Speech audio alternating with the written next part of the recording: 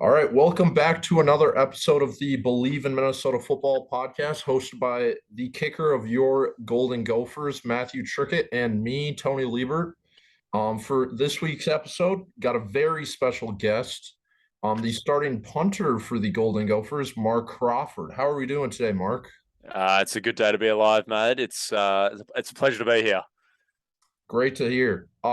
So I guess we'll kind of just start with how your season's been going. The Gophers really haven't had to use you in the punting game much all year, which is obviously a positive. But from your point of view, I guess like for me as just a fan watching the games, it's kind of like how are you able to stay focused and not like look at someone up in the stands and be like, wow, that guy's crazy. Like how are you able to stay locked in when you're not when you don't have to punt all the time?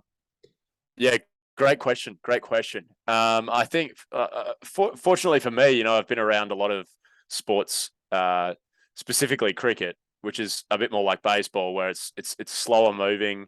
It takes a lot longer than a couple of hours, and you sort of get time to sort of sit back and think, this is pretty cool, but you sort of know that you got to be ready at all times. So for me, I just love watching the game as well. So I'm more in tune with actually watching how our team's performing than focusing on what's going on around our sides. But, for a lot of people, they need to tune out and need to get away from the sport for 20, 30 seconds at a time just to stay focused. But I'm sure Trickett sees me on the sideline. Maybe you guys do as well.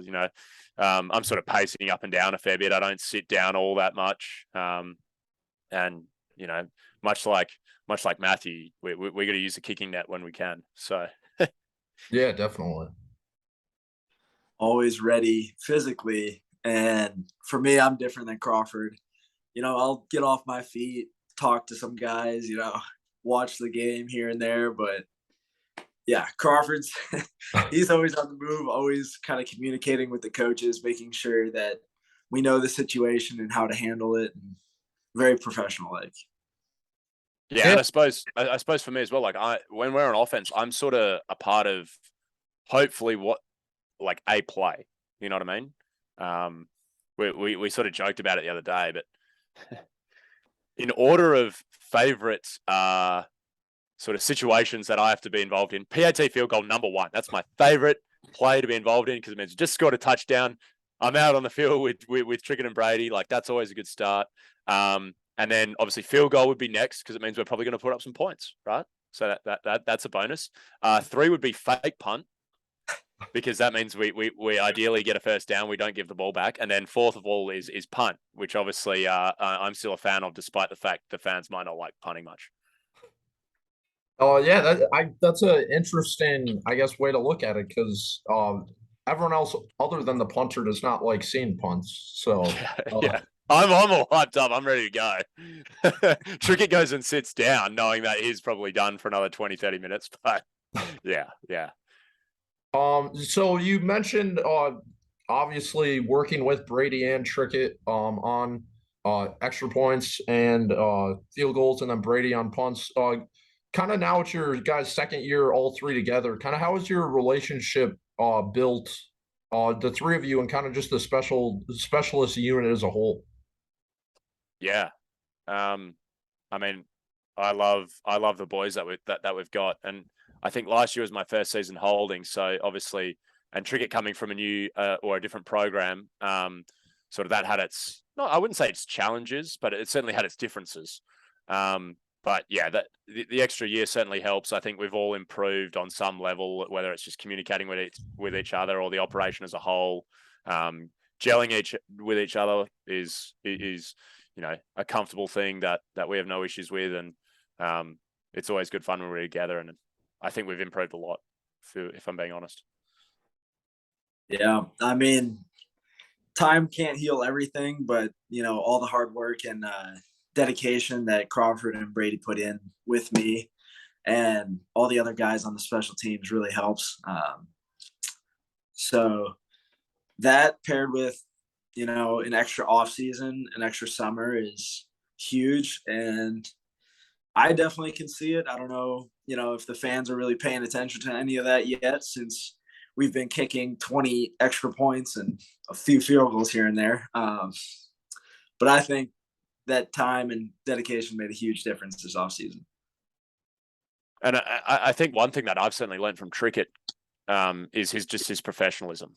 Like the way that you conduct yourself pre-practice and on game days. Like that's what I really liked about when you came into the program. Like because you'd been around for so long already, you sort of knew what worked and what didn't for you, and you weren't afraid to be like, hey, this needs to be better, or I prefer this, or this is what happened on that rep. It's almost like instantaneous positive feedback or constructive criticism, which is beneficial for growth on all fronts. Yep. So I guess this question kind of would be for both of you, but as a specialist and a kicker or a punter, and just really playing on the special teams unit as a whole, what do you think, I guess, is just the hardest part that a fan or someone who didn't play special teams would like? What's the hardest part of being a punter or a kicker or a holder? Trickett, you can go first, buddy, for this one. All right. Yeah. So, starting out, it's very basic when you're in grade school, high school. A lot of times your high school coaches don't really know much about it. They just know that it's used to score points and to make sure the team doesn't get the ball right where your offense stalls. So they just typically want somebody with a big leg, and that's just about it. Advancing for me to the group of 5 level in college, I felt like that was the correct step for me at the time. I would have loved to go directly into Power 5, but I think I needed to learn some things before I was ready for that. And that was just how much truly goes into special teams at the college level and how much a team relies on it, even though it's not typically in, the game wrap-up show at the end of the game. But if you look at how offense connects to defense and how that all works and how situations arise, a lot of those come from good or bad special teams play. And then learning that at this level, the Power 5 level, a ton of it is mental. You have to not only be physically gifted and work extremely hard at your craft, but you also have to have the mental capacity to be able to perform in front of 60,000 people every single week. And you can't let yourself get too high. You can't let yourself get too low. Yeah.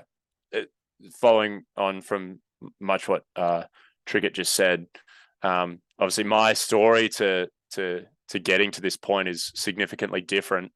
Having, effectively never played football before, let alone college football before getting here.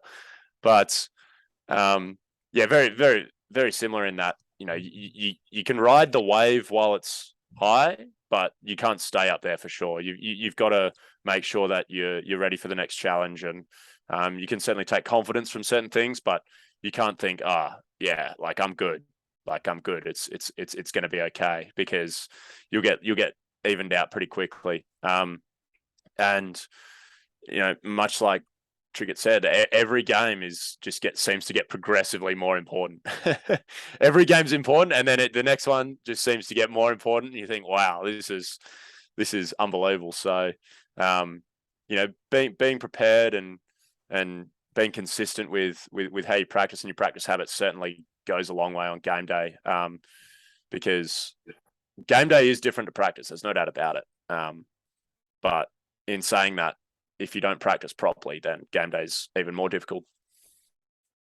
Yeah.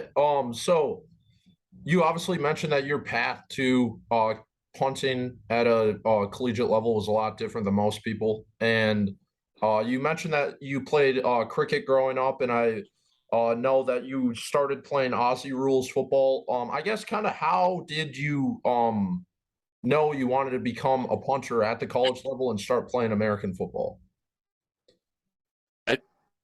There's a part of me that doesn't even know the answer to that, honestly.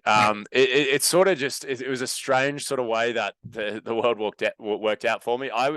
had actually stopped playing cricket. I was at a crossroads with the direction that I wanted to go next. I've always loved sport, and it was always a passion to, continue playing sport on some level.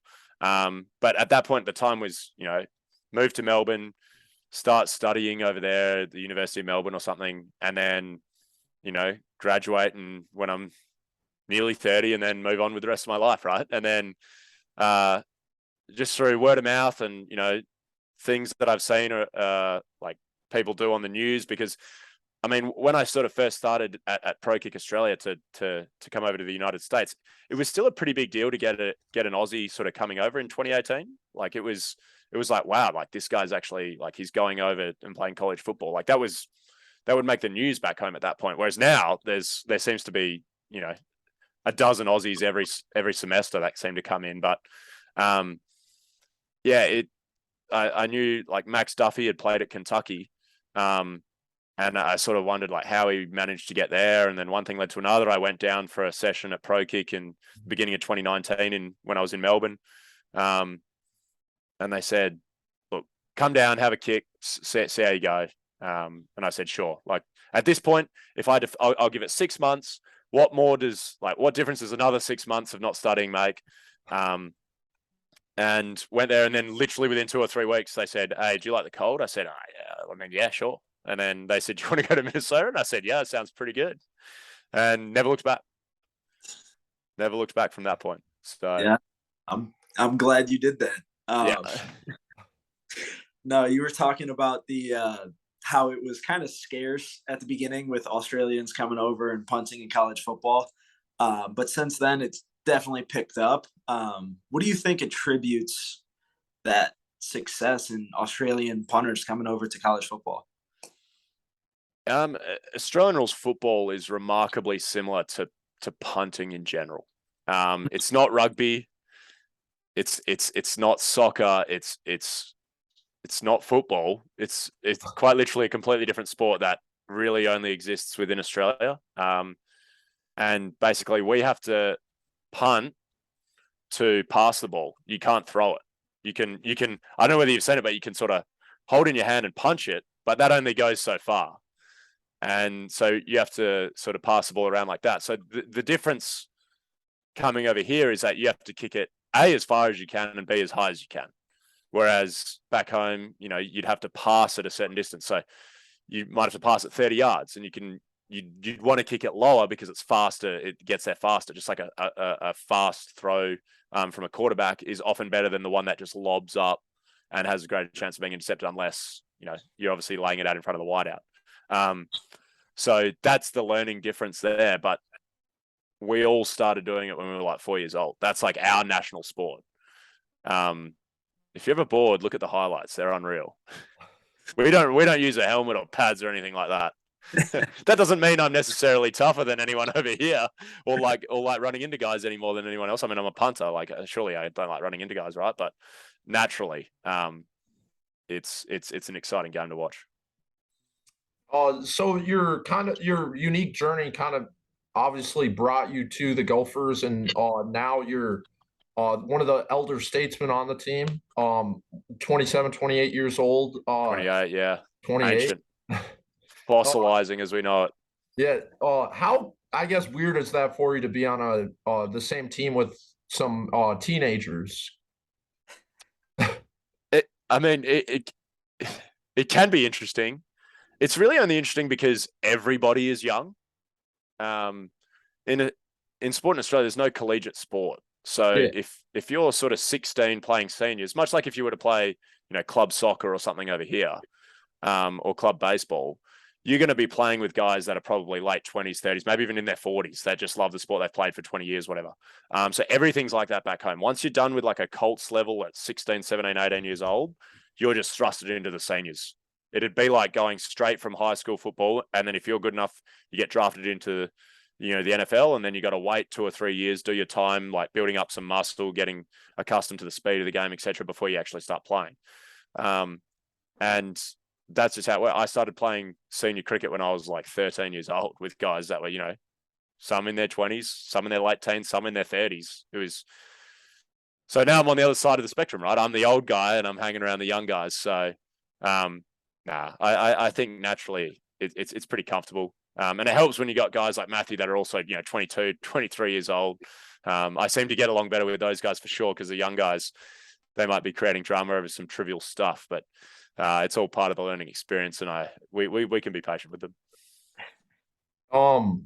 So how, I guess, different was, like, or obviously you wouldn't know how different, but how was your recruiting from the time that you decided you wanted to play college football when you were at Pro Kick Australia, and from the time you kind of got to the Gophers? The coaches do it all for you, pretty much, over there. Really? Yeah, I think it was probably my second or third week. The coaches pulled me out of the. So basically, at practice back home, everyone would just punt the whole day. There's nothing else. There's no other positions. You get the odd kicker that comes through, but he would do that after we punt, right? Or before we punt. And guys would just line up like 20 deep, and you've got one guy underhanding footballs, and then the guy punts it, and then he runs down, gets his football, goes to the back of the line. We just do that for an hour or two. Most sessions are like that, right? Obviously, the coaches change things up every now and then, but with some situational stuff. But fundamentally, like, that's how it would operate. And then he just pulled me to one of the coach, Nathan Chapman, the lead guy, sort of just pulled me to the side and said, "Hey, I want to get some film of you. So just kick a few. That'd be great." Little did I know, I think he was actually on FaceTime with a coach at Minnesota. And then shortly after that, as I said before, I got asked the question, "Do you like the cold?" I said, "Yeah, I mean, sure. Like, how bad can it be?" You know what I mean? And then they said, "Sweet, you can go to Minnesota if you want." I said, "Absolutely, it sounds pretty sweet." And that was it. I'd never even considered another school, if I'm being brutally honest. That's interesting. Yeah. Whereas then I arrive here in January 2020, and there's guys, and they're like, "Oh, what other offers did you get?" I'm like, "Nowhere. Like, here I am, man." And they're like, "Oh, I got like Bama, Georgia, Iowa, Wisconsin." I'm like, "What are you?" I'm like, "Cool, man. That's wicked, but you're here, so I don't really care." So, How many times had you been to the United States before, I guess, coming to Minnesota? twice. Twice? So once was just a leisure trip, pretty much, a bit of a road trip in about 2015. Watched my first game of NFL football. I watched the Jets beat Tom Brady. Said no one ever, but it happened. And that was pretty fun. But that was just more of a leisurely holiday, I suppose. And then in 2019, around July, we came over as a pro kick group, visited a few different schools. But from that point, I'd already sort of at least verbally committed to Minnesota. So I was just punting for the sake of the experience more than anything. And then got back home and landed here in January 2020. Did you always kind of, I guess, grow up knowing of American football and the NFL and college football, or kind of at what point were you, I guess, introduced to that? College football's certainly more foreign to people back home, but the NFL's obviously, like, it's pretty much a worldwide spectrum. But I just love sport, and my dad loves sport. He'll watch baseball, the ice hockey. He doesn't really get into basketball, but like the NBA is massive. I would probably watch more NBA back home than I did here, or than I have here. And then the NFL was always big around. Once they hit the playoffs, everyone sort of knew, like, okay, like, if you're going to watch the sport, this is the best spectacle that it's going to offer. And the Super Bowl, everyone just watches the Super Bowl for the halftime ads back home. And it's like, well, we may as well watch it as well. And I think I watched every Super Bowl from about 2013 onwards. And yeah, the rest is history. Yeah. I know we've talked about it privately before, but you said you didn't know too much about college football before you got here and everything. Once you kind of learned little bit about college football back in Australia, now, what do you think has changed the most in how you view college football? That college football is probably superior in terms of Saturday afternoon viewing. I mean, it blew my mind. Like, I didn't know why they always played NFL on a Sunday. I just thought, well, why don't you use Saturday as well? Like, you got 2 days of the weekend to use. You may as well split it up so I don't have to wake up at 3 a.m. to watch 7 games at one time. But as it turns out, like, college football was Saturday. Like Saturday, or should I say Saturday was college football. Like that was it. So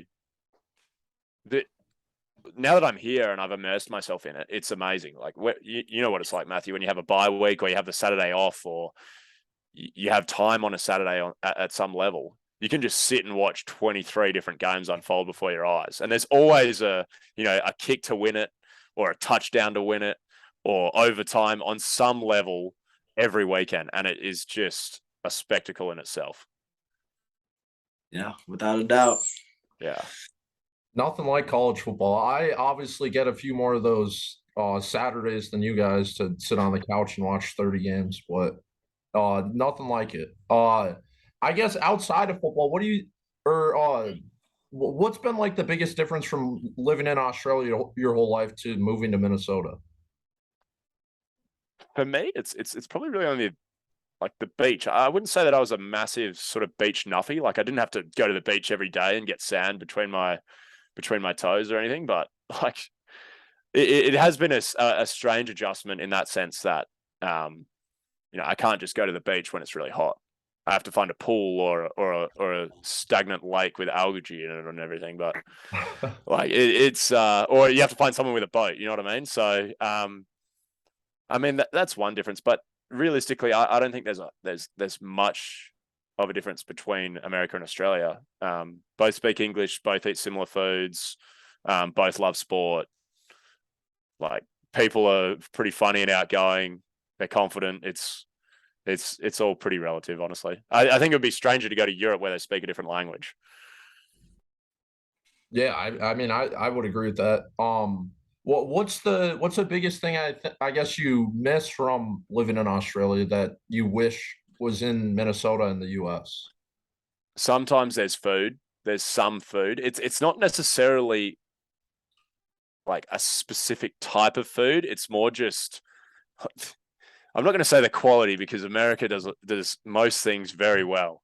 But for instance, if I'm walking down the street and I just ask a random citizen like, look, I'm sort of not from around here. Where's a good place to eat? They'll say this burger joint is amazing. I'm like, all right, buddy. Like burgers are everywhere. Like I don't really need another burger. Like have you got like, is it like salad bar or maybe like some good Italian or something like that? And they're like, oh no, dude, you gotta burgers and pizza. I'm like, all right, dude, well, thanks, but that's pretty much the one thing that's certainly a bit different. But as I said before, it's really neck and neck. America's a great place to be. Australia's a great place to be. I think it's interchangeable. You guys would happily live in Australia, and I can happily live here. Yeah, I would imagine. Yeah. So when you were I guess you never got recruited by PJ Fleck specifically, but he's obviously an interesting head coach and an interesting character. I guess what were your kind of almost first impressions of him the first time you met him? This guy's awesome. But the energy was overwhelming. I was like, there's no one like this in Australia. It is a spectacle. Everything, I was like, wow, that's the most inspirational thing I've ever heard in my entire life.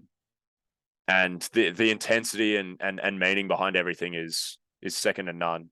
I can't be more thankful for the coaches here in how much attention to detail that they have. Sometimes it sure, it can be overwhelming, but majority of the time, like 99.9% of the time, it is just it just makes things better. It makes you better. It makes everyone else around you better, and it teaches you a lot of life lessons, which is awesome on diligence and hard work. I'm sure Trickett would think the same with Coach Fleck. Like he's an excellent public speaker, and he motivates me and he cares for the players, which is it's pretty cool, especially when there's 120 other dudes. Yeah. Varying from, age 17 to 28. Yeah. Yeah. Thanks for putting in the 28. Thanks for putting in the. He always address the team. No, for you guys, 17 to 23, 24, I felt like putting my hand up. I'm like, hey, I'm actually 28, buddy. Like, I mean, what is it? Every pregame meal, he, starts off, goes down by age, and he'll always call out, the 25, 26, 27, 28-year-olds. And Crawford and Sam Pickering are the only two that stand out. Yeah, the only two left. Yeah. So now we just start with punt team. Off you go. Yeah, and then it goes down by age. So it's pretty funny. Have you noticed, I guess, a difference around the team this year compared to last year? I mean, the weird thing about college football is the turnover. I mean, it's the same in all sports, but knowing that you're going to run out on the field with guys for potentially like the last time is something that I certainly had to adjust with. It's almost like they're retiring. They don't have a choice, but this is it, man. Like the last hurrah, you know what I mean? So yeah, you think that, like, I always thought, oh, you know, we're really going to miss this guy. We're really going to miss that guy. How are we going to fill the void, whatever? But guys just step up instantaneously. And you also realize that every other school goes through the same thing. So everything stays pretty level. And how you work out in the winter and the spring and then the summer goes a long way to how you go in September, October, November, December, and January. Let's add that in there as well. So was this was your, I guess, last winter was your first winter in Minnesota, right? I suppose it was. Oh no, actually, I've been through. I got here January 2020, so I got like half a winter. Yeah. And realistically, the more I'm here, I realize that January, February, and the beginning of March are the pretty morbid months of the year. There's not much football. There's not much to do outside, but you obviously find things to do, and culturally, it's epic to live in snow as well. Like, but yeah, obviously I didn't really go home for the summers or anything between 2021 and 21-22. So I like to say this is my fourth winter coming up, but people are like, nah, the first one doesn't count. So realistically, it's my third. Yeah. Everyone hates on the winter in Minnesota, but one thing winter in the Midwest in general, but when it snows, sometimes it almost feels like you're in like a movie or something, because it is really super pretty sometimes when it snows. But yeah, I mean, Minnesota's Minnesota, and January and February are not too fun, but big time. I always say, like, November it starts getting cooler and you might get your first snow, and everyone's like, wow, like snow, and it doesn't matter if you hate snow. It's epic. It's cool. It's something new. And then December rolls around and everyone's so excited. Christmas. Let's start putting some clothes back on, like jackets. The fashion comes back a little bit, whatever. And then everyone's all hype up for Christmas, New Year's, and then the New Year's passes, and then school starts going back, so everyone's still a little bit excited. It might be freezing, but it's like new classes, new schedule, new opportunities, whatever. And then it gets to February and you're like, holy moly, it's still cold. Like, okay, like this is all right. Like it's nearly done. And then March rolls around. You have a day where it's 40 and you think, this is it. It's done. Like, congratulations, guys. And there's a blizzard and you think, holy smokes. and then it might snow in April, but by then it's all good, right? Yeah, that was about as perfect as a description I think you can get of winter in the Midwest. I'm sure.